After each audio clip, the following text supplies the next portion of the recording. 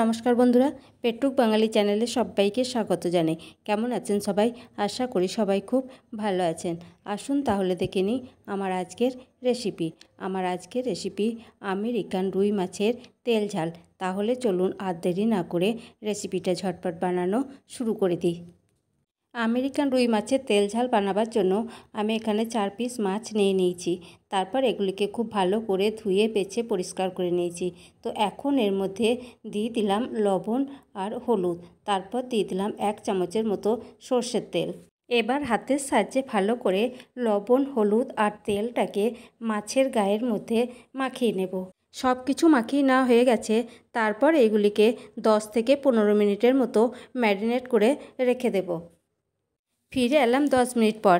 তো এবার রান্নাটা করে নেব। তো তার জন্য ওভেনের মধ্যে একটা কড়াই বসিয়ে দিয়েছি, আর কড়াইয়ের মধ্যে দিয়ে দিয়েছি কিছুটা পরিমাণ সর্ষের তেল। তো তেল গরম হয়ে গেছে। এখন তেলটাকে কড়াইয়ের চারিদিকে একটু ছড়িয়ে দেবো, আর তেলটাকে আমি হাই ফ্লেমে গরম করে নিয়েছি।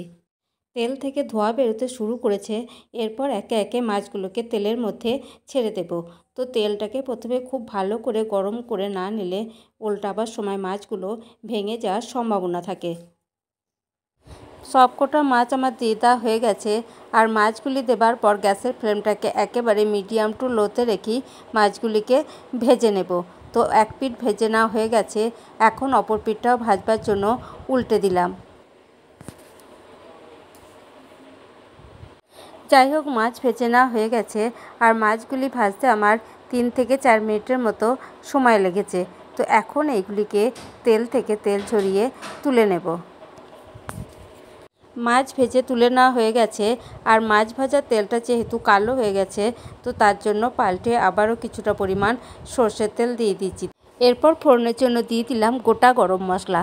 তো গরম মশলা ভেজে নেওয়া হয়ে গেছে। তারপর এখানে দিয়ে দিলাম 2টো মিডিয়াম সাইজের পেঁয়াজ বাটা এখন গরম মশলার সাথে ভেজে নেব। পেঁয়াজ বাটা ভেজে নেওয়া হয়ে গেছে। এবার এখানে দিয়ে দেব আদা, রসুন আর শুকনো লঙ্কার পেস্ট। তো এখন পেঁয়াজের সাথে এগুলিকেও ভালোভাবে মিশিয়ে ভেজে নেব। পেঁয়াজের সাথে আদা, রসুন আর শুকনো লঙ্কার পেস্টটাকে ভালোভাবে ভেজে নিলাম। তারপর এখানে দিয়ে দিলাম সামান্য জল। এখানে কিছু শুকনো মশলা অ্যাড করব, তার জন্য আগে থেকেই একটু জল দিয়ে দিলাম, যাতে দেবার সঙ্গে সঙ্গে পুড়ে না যায়। তো এখানে আছে জিরে গুঁড়ো, ধনে গুঁড়ো, হলুদ গুঁড়ো আর কাশ্মীরি লঙ্কা গুঁড়ো। তো আপনারা চাইলে এখানে শুকনো লঙ্কার গুঁড়ো দিতে পারেন। যেহেতু আমি বেটে দিয়েছি, তার জন্য আমি আর এখানে দিলাম না। মশলাগুলোকে কিছুক্ষণ কষিয়ে নেবার পর এখানে দিয়ে দিচ্ছি টমেটো সস। যেহেতু আমি কাঁচা টমেটো ব্যবহার করিনি, তার জন্য দিয়ে দিলাম। টমেটো সসের বাটিটাকে ধুয়েও আবারও একটু জল দিয়ে দিলাম। তারপর ভালোভাবে মিশিয়ে নিয়ে কিছুক্ষণ আবারও ফুটিয়ে নেব। ঝোল ফুটতে শুরু করেছে। তারপর এখানে দিয়ে দিলাম পরিমাণ মতো লবণ। তো লবণটা বুঝেই দিতে হবে, যেহেতু মাছ ভাজবার সময় লবণ ব্যবহার করেছি। স্বাদ অনুযায়ী দিয়ে দিলাম সামান্য পরিমাণে চিনি আর লবণটাকে একটু নাড়াচাড়া করে ঝোলের সাথে মিশিয়ে নেব। মশলা ঠিকঠাক কষিয়ে নেওয়া হয়ে গেছে, আর মশলা থেকে তেল ছাড়তেও শুরু করেছে। এখন আবারও কিছুটা পরিমাণ জল দিয়ে ঝোলটাকে আবারও ফুটতে দেব। যে কোনো রেসিপি বানাবার সময় যদি মশলাটাকে ঠিকঠাক কষানো হয়, রান্নার স্বাদটা কিন্তু খুবই ভালো হয়। তো যাই হোক, ঝোল ফুটে উঠেছে। এখন ভেজে রাখা মাছগুলিকে এই ঝোলের মধ্যে দিয়ে একটু নাড়াচাড়া করে মিশিয়ে নেব।